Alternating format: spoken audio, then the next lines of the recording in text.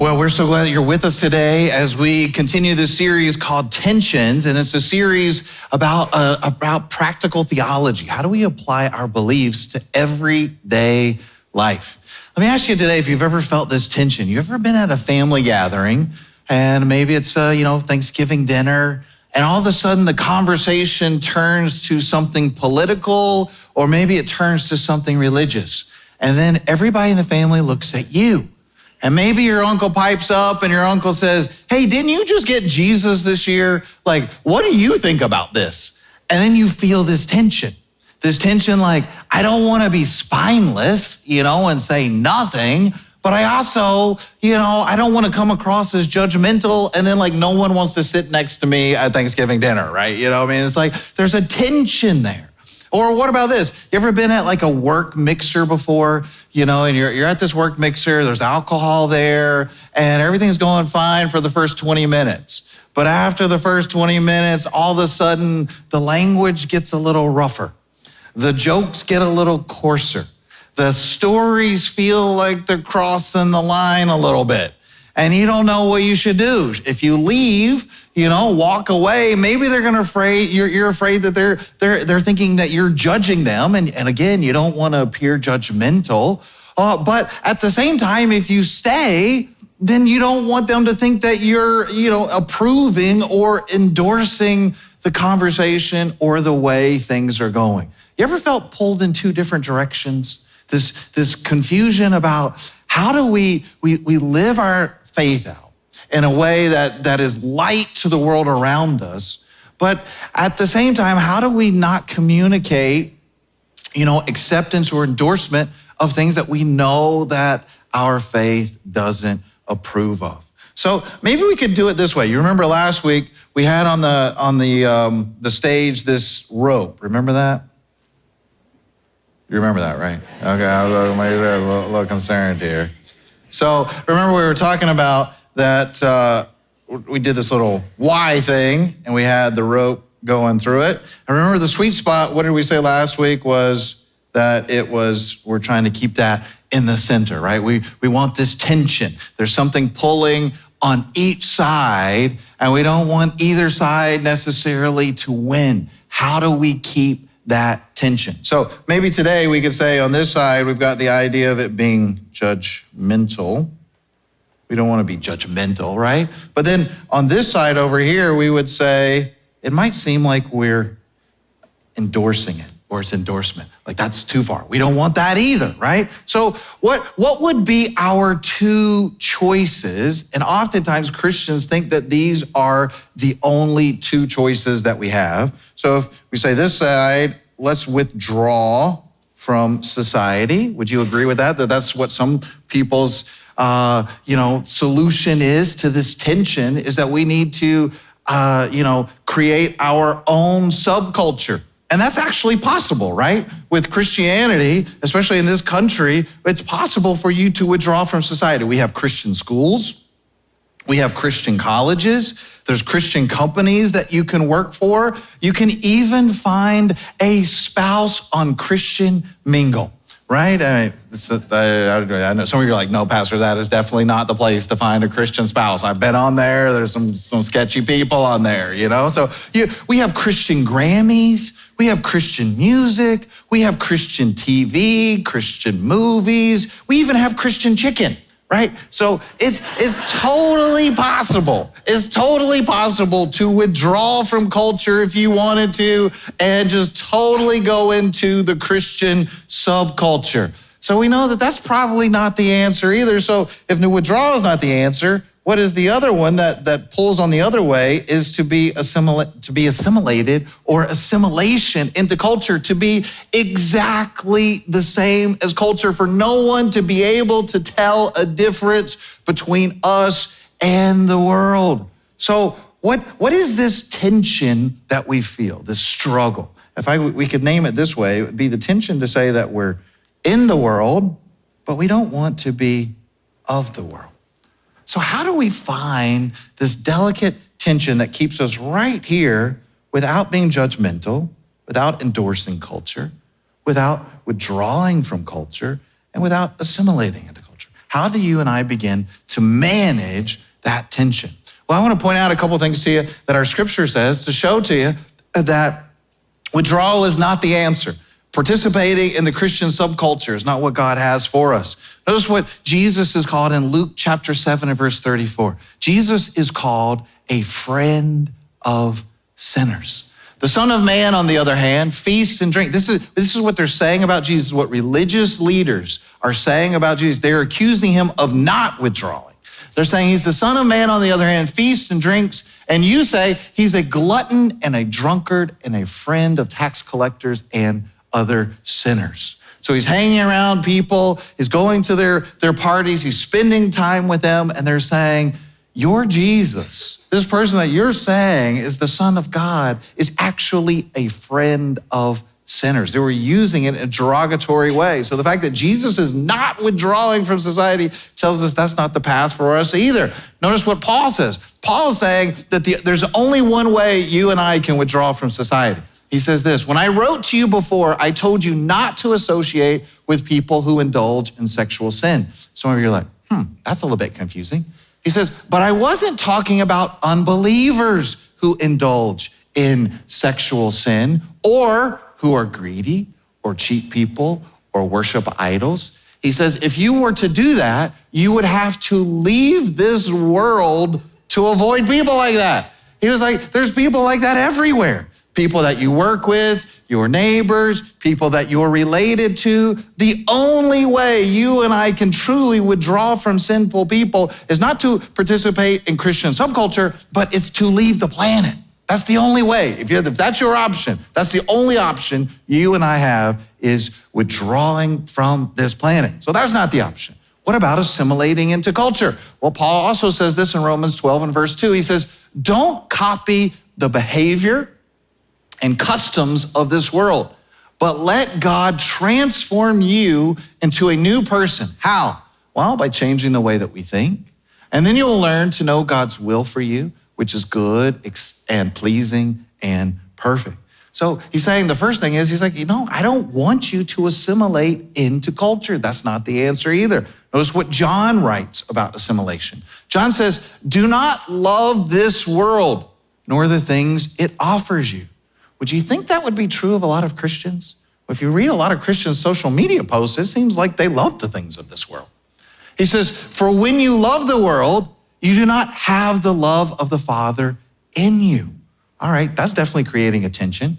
Verse 16, for the world offers only a craving for physical pleasure, a craving for everything that we see, and pride in our achievements and possessions. Do you see that in Christians on social media? It seems like there's a lot of pride in their accomplishments and in their possessions and achievements. He says, these are not from the Father, but are from this world. And verse 17, and this world is fading away, along with everything that people crave, but anyone who does what pleases God versus what pleases the world will live forever. Is it becoming clearer to you? You're like, no, Pastor, absolutely not. I am so confused right now. Well, the fact that you feel that is the reason we're talking about this tension that we feel in our life about what is it like to be in the world, but not to be of the world. If you've ever recognized that tension when you're at a mixer or you're at a family event, first of all, I want to commend you. I want to commend you that you're trying to wrestle with this issue. Now, as we're getting started today, you may be thinking, all right, I'm a little confused when Paul uses the word world and when John uses the word world. What is he talking about? I mean, is he talking about the planet? Like we're not supposed to love our planet? I mean, because that seems counterproductive, doesn't it? Like if we don't love our planet, I mean, like this is where we live, right? So what does he say? Don't love, is that what he's talking about? Don't love the planet? When he's talking about the world, is he saying don't love the people who are part of the world? Because I mean, isn't that why Jesus died? For God so loved the world? And now John is saying, don't love the world? I'm so confused. What is he talking about when he's saying the world? When we're talking about the world, when John's talking about the world, when Paul is talking about the world, what he is talking about is the mindset, the values, and the systems that are in rebellion to God. The values, the mindset, the systems of this world that are in rebellion against God and the things of God. So as we talk about it today, I think the best illustration I know that helps me understand this tension of being in the world but not of the world isn't a rope. You know what it is? It's a boat. It's a boat. It's a boat is what helps me the most when I think about it. I kind of actually like it. I think I can do 8 services from up here. This would be kind of fun. We'd like to thank our friends at Bass Pro Shop for letting us borrow this boat today. True story. But you know what? As we think about a boat, what is the boat's purpose? A boat's purpose is to be in the water. What happens when the water gets in the boat? Bad things, right? Bad things. That's not it, right? It's not supposed to be of the water. It's supposed to be in it. The moment that the boat becomes of the water, well, it's like goes down to Davy Jones's locker, right? I mean, it's like it ceases to be a boat. It is now like a house for fish and lobster and everything else, right? Like it's not what it was designed to do. A boat was designed to be in the water, but not of the water. In fact, sometimes when we see boats that are outside of the water, that aren't in the water anymore, we know something's wrong, right? Like you drive by and you see like this boat right here and you're like, oh, that's not supposed to be like that, right? Like when they made that boat, they weren't thinking that it was gonna hang out in the parking lot forever. You recognize that there's something that isn't right about that image. You wonder, like, did a hurricane come through? Is that why that boat is there? Was someone getting rid of junk? You know that is not what a boat was created to do. It wasn't meant to be on the land. It was meant to be in the water. He's saying it's not to withdraw, but to be in it without assimilating to the customs of this world. Jesus says this in John 17. In fact, we looked at this passage 2 weeks ago when we were talking about unity. Remember that? We're talking about what Jesus was praying for you and I when he was in the Garden of Gethsemane before he would be arrested and crucified. But notice one of the other things Jesus is praying. Jesus says, he's talking to his heavenly Father, just as you sent me where? Into the world, I am sending them into the world. Listen, Jesus paid too high of a price for your life and for your soul for us to withdraw from culture, from us to withdraw from society.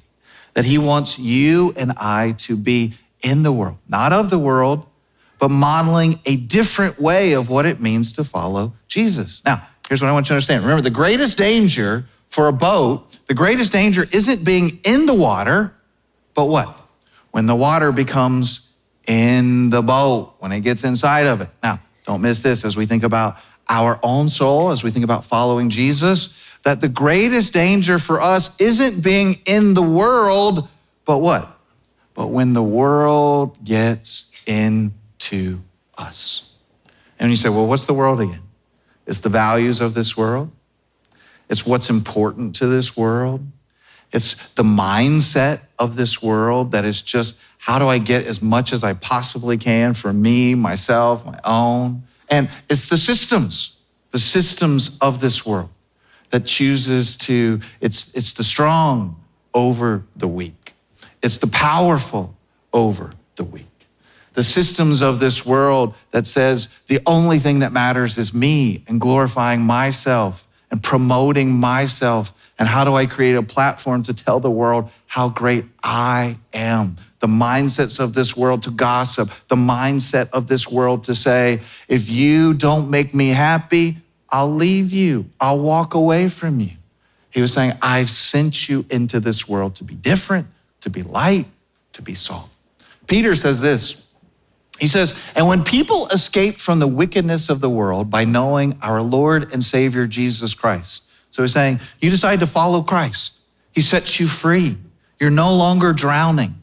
And he says, but then they get tangled up again and enslaved by sin. They are worse off than they were before. Now that's interesting. Why would he say that we are worse off than before? You say, well, I thought like, what could be worse than, being trapped as a sinner, then giving my life to Christ, and then now I'm getting back into that. It sounds like maybe I shouldn't even be a Christian. He says, it would be better if they had never known the way to righteousness than to know it and then reject the command they were given to live a holy life. You know what he's talking about here? He's saying, it's better for you never to have experienced that. And he's saying, and he's not saying it's better for you that you would never become a Christian. That's not what he's saying. He's saying, you have tasted what freedom is. Freedom from guilt, freedom from shame, freedom from being enslaved to sin. And now you have experienced that freedom only now to be enslaved again. Why would you allow that to happen to your life? And then Paul, again, what does he say in Romans 12 and verse 2? He says, don't copy the behaviors and customs of this world, but let God transform you into a new person. Why? How? By changing the way you think. And then you'll learn to know God's will for you, which is good and pleasing and perfect. So as we think about this, changing and transforming the way that we think, what exactly does that look like? You ever thought about that? Should there be a difference between the way you live and the way the people you work with live? Should there be some things that would be different about you? Do you think there should be something different about the way that you talk? Should there be something different about you, about the language that you wear, or that you use? Should there be something different about the clothes that you wear? Should there be something different about how you steward your sexuality? Should there be something different about how you are entertained? Because if there's no difference, that sounds a lot like assimilation. Let me ask you this. Maybe this would be a probing question for you. If I was to talk to the person that you sit next to at work, or was to bump into them, would they be shocked to learn that you're a Christian? Be like, really? This guy's a Christian. Are you serious? Nah, you're playing with me. There's no way. Right? Like if I told you today, hey, did you know Taylor Swift's a Christian? What would you think? Like, well, I listened to her new album and like, there's a song about her boyfriend and I don't know, that's exactly church music, you know? You might be shocked about that. You would have some question marks. You wouldn't be like, yeah, of course she is, right? Like, of course she will be. But more than, I'm not her pastor. What I'm concerned about is you. And that's what you should be concerned about. Is what do the people that you work with, that you play sports with, that your kids play sports with, your neighbors, what do they think about you? Would they be shocked when you're F this, F that? When you lie about what your company's product can do, when you just gossip about everyone else, when you sleep with whomever, when you live with someone that you're not married to, when there's no difference in your entertainment choices than anyone else, is there a difference between your life and the value systems, the thinking, and what this world says is important?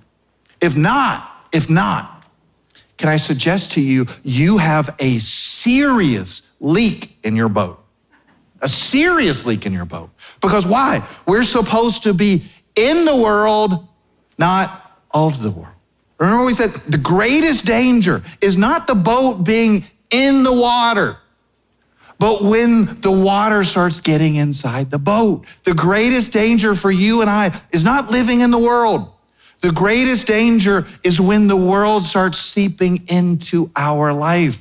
The systems, the values, the priorities of this world. That's what begins to create problems for us. Do you know what we're really driving at this morning? There's one word that we're driving at. Do you know what that word is? It's holiness. Holiness. And do you know what holiness means? Holiness means separation.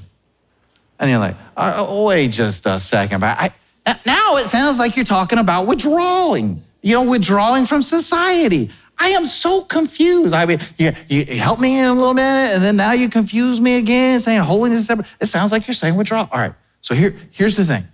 This is going to be the point that I think will clear it all up for us. And I think this might be one of the things that significantly helps you as we live as Christians in this world, as we manage this tension. So if you don't remember anything else, this is what I want you to remember today, okay? So we think about separation. Holiness is separation from sin, not sinners. Holiness is how we keep our life, that we are concerned about keeping sin out of our boat. Holiness is how you and I are following Christ, to say, I am very concerned with my life, not how other people are following Jesus. I'm concerned about, is my life pure and holy before Christ? And not trying to withdraw and separate myself from sinners. Because why? What did Paul say? He said, there's only one way you can do that. That's to leave this earth. It's not gonna happen. And so instead of leaving this earth, Jesus has put you and I here as a light to help people find Christ, to find the freedom and forgiveness that he offers to each one of us. You know, as you think about boats, there's a lot of different purposes for boats, right? Sometimes the boats are fishing boats, kind of like this one. And I wish I had that one right there. I mean, if you want to ask me, like, what's the perfect date, Dave? For me and my wife, that's it right there. It's like, I like it. Like, how do I make that a reality right there? I don't know. I love that. Yeah, there's fishing boats, there's skiing boats. You know, you won't find me on that, but that kind of looks kind of fun. And then there's cargo boats, where they ship our stuff across the ocean from one place to the other, and it has a different purpose. You're not going to fish off of that boat. You're certainly not going to ski behind that boat either. It's a different purpose. Or what about like a battleship? What's the purpose of this boat? It's for war, right? It's for protection. And then there's everybody's favorite boat. You know what that is? That's the cruise ship, right? Hey, this is the party boat. This is the fun boat. This is the boat that we have a great time on. So let me ask you, if we were to use an analogy of your life as a boat, which of those boats do you think it should be? Can I tell you which boat it should have? What I want you to think about in your mind when you think about, this is the type of boat that God has made me to be. Do you know what type of boat that is? It's a rescue boat. A rescue boat. Not a party boat, not a fishing boat, but a rescue boat. Why? Because there are people all around us who are drowning. That God has sent you and I into this world to say, I want to help you. I don't want you to drown anymore in sin and suffering and shame and guilt, that we run to people and say, hey, I want to help you up. I want to help you up. Do you know what that means? That means you and I will run towards people that the world is running from. Like, I don't want to be associated with that person, because some people might think that I might condone what they did or their actions, or no, that's not at all it. But let me ask you, if you saw your best friend pop up on social media for some terrible crime that they committed, would you run towards them and say, I think that you're drowning. I want to help you. You need to know Christ. I don't want to see you take your life. I care about your soul. Separation from sin, not separation from sinners. But can I tell you the mindset that many Christians have? They think they're on a cruise ship. They think it's all about them. They think that the reason they're in this planet is to just get as much fun as they possibly can and just forget about the outside world. Many Christians think that their whole role in this world is to be a consumer, including of religious goods and services. And when you think that you are a consumer of religious goods and services, do you know what that makes you? It makes you very self-righteous. I didn't like that meal very much. I'm not gonna go to that restaurant. I'm gonna go to this restaurant over here. That was a pretty good meal. I kind of like that. I wonder what's on the entertainment menu today. That show was a little long. I didn't really like that one so much. They miss why they are in the world to begin with. And when you're on a cruise ship, guess what you do? My wife and I, on our 20th anniversary, went on a cruise, our first and last one. But, we were, that was because of me. I didn't like it. I was like, I had like the things behind my ears. I had the bracelets on. I'm like, whoo, I feel like we're rocking back and forth. We pulled into the cruise ship, the port, guess what? Guess where they park you by? All the other boats, right? And you're like, well, that's a way bigger boat than ours. That's a smaller boat than ours. I'm glad I'm not on that one. You just start comparing. And when you think that you're on the cruise ship, you start getting self-righteous. And you start looking, they got a hole in their boat over there. I see that. That's a big old hole. The world is definitely getting into their life. They got a big old leak in their boat. But when you realize that you're on a rescue boat, you say, man, I want to help you fix that leak that you have in your boat because it's going to bring you down. And listen, I'm not saying it from self-righteousness. I'm saying it from I care and concern and help, that I want to see you continue to rescue and help other people, that God has put us here as a rescue boat on a rescue mission with people who are drowning all around us. And some of them know it and some of them don't. Do you know what holiness does? Holiness sends us towards people, not away from them. Holiness sends us to people, running towards them, not running away from them. To say, oh, I might be contaminated. Oh, what if people get the wrong idea? Oh, what if people think that I'm endorsing their kind of behavior or their lifestyle? Holiness is separation from sin in your life. It's not separation from sinners. And this is the tension. This is the tension that we wrestle with. Now, I do want to say one caveat. Now, there might be a sin that you struggle with, and it's all you can do to keep that part of your boat plugged up. For example, maybe your sin is alcohol. Like you just, it's caused you so much pain in the past, and your family so much pain in the past. I love when we do our tech celebrations. Almost every time we do tech celebrations every month, someone they send in how long they've been sober. Some people a month, some people 2 years, sometimes 5 years. I love how you clap and cheer for them. Those people understand, I probably can't hang around people who drink all the time because it's gonna pull me down. It's gonna pull me down. They're not separating because of self-righteousness. They're separating because they know, I can't be a leader in that area. They would influence me, I can't influence them. That's a different thing than what we're talking about. But if we're saying, I'm not gonna be around any sinner because I don't wanna be influenced in any way, you do not understand why God has put us into this world.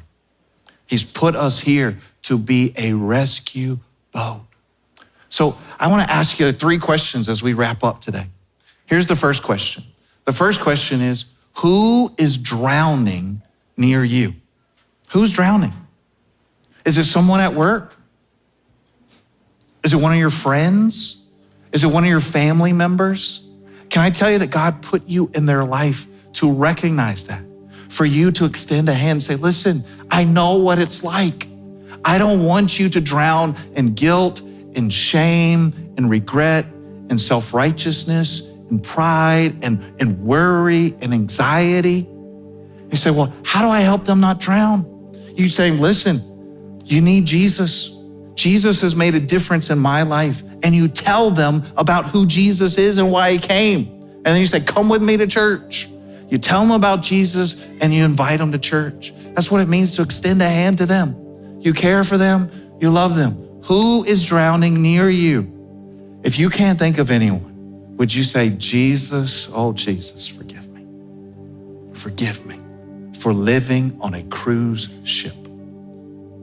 You have sent me here to be on a rescue mission. I am sending them into the world as you sent me, Father. May they never forget it.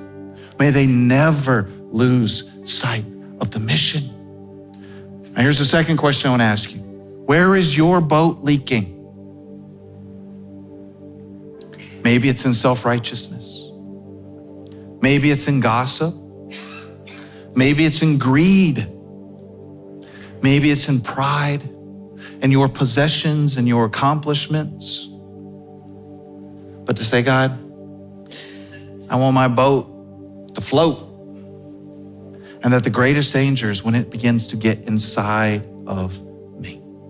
And here's the last question. The last question is, are you drowning? Maybe you're like, I am the one who's drowning. And maybe it was someone at work this week who recognized that and said, hey, come with me to church. Come with me to church. Jesus can help you. Jesus can put you on the path of life, the path of salvation. And you say, well, what does that even look like? Like, I just have so much guilt, so much shame, so much regret. I don't know what to do. Can I tell you? The most important thing for you is to decide who Jesus is. Is Jesus who he said that he is? The way, the truth, the life, the only way to the Father. And then to put your faith and trust in him. Can I tell you? He's a sturdy boat. He's not going under. He's the unsinkable ship. He is the master of the waves and the sea. They listen to him and he can fix anything, anything. There's hope in Jesus. You say, I need that. How do I do that? I want to invite you to pray a prayer. So let's pray together. If you're ready to put your faith and trust in Jesus, here's the prayer I want to invite you to pray. Would you pray this? Would you say, Jesus, I believe you are who you say that you are. The way, the truth, the life, the only way to the Father. I ask that you would come into my life. You forgive me of my sins. And you make all things new. If you prayed that prayer for the very first time, here's what I want to ask you to do. No one's looking. Would you just put your hand up real quick? Just for me. Just put it up high. Just be brave. Be bold. Put it up high. All right, I see that hand. Put it up. All right, I see 2. I see 3. All right, thank you. You can put your hand down. 4. Here's what I want you to do. After this service, I want you to come up front. You promise me you'll do that? And I want you to ask for a new believers packet from our prayer team. Can we just give them a hand today for just accepting Christ today?